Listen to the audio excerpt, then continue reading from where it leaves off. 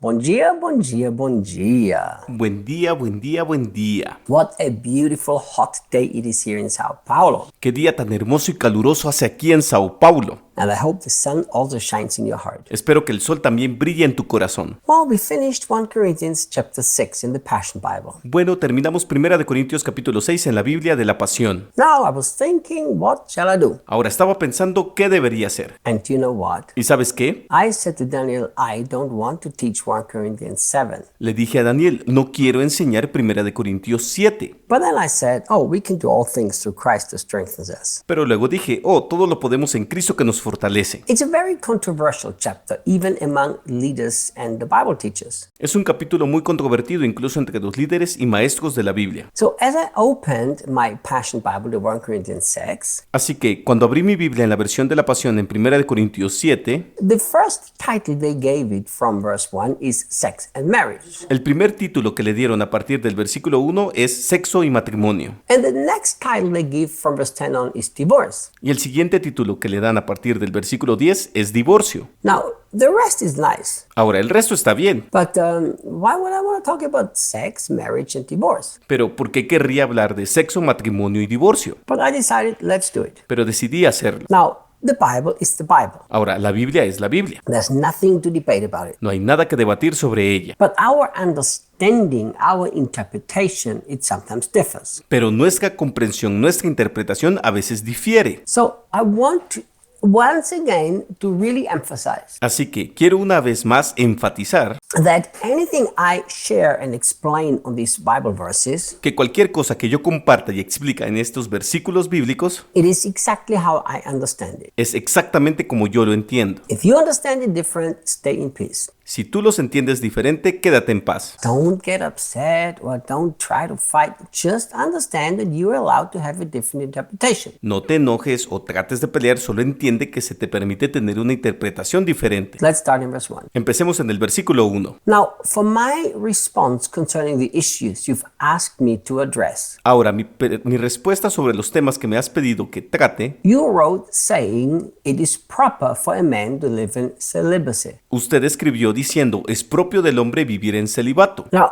here's what I want you to remember. Ahora, esto es lo que quiero que recuerden. And this is an important truth to help us to interpret Bible well. Y esta es una verdad importante para interpretar bien la Biblia. Now look, I'm not saying that Paul was not inspired by the Holy Spirit. Ahora mira, no estoy diciendo que Pablo no fue inspirado por el Espíritu Santo. Although some things he wrote, he wasn't. He even said, this is my opinion. Aunque algunas cosas que escribió no lo fueron, incluso dijo, esta es mi opinión. Now, it was still good advice because he was a godly man. Ahora bien, seguía siendo un buen consejo porque era un hombre piadoso. But Paul did not one day sit at home, Pero Pablo no se sentó un día en su casa, had a prophetic encounter, tuvo un encuentro profético and the Holy Spirit got hold of him and said, write these words to the Corinthians. y el Espíritu Santo se apoderó de él y dijo, escribe estas palabras a los Corintios. What happened? ¿Qué pasó? They wrote a letter to him. Ellos le escribieron una carta a él. How did he know about the sexual immorality that was in the church? Because they told him. ¿Cómo supo él de la inmoralidad sexual que había en la iglesia? Porque ellos se lo dijeron.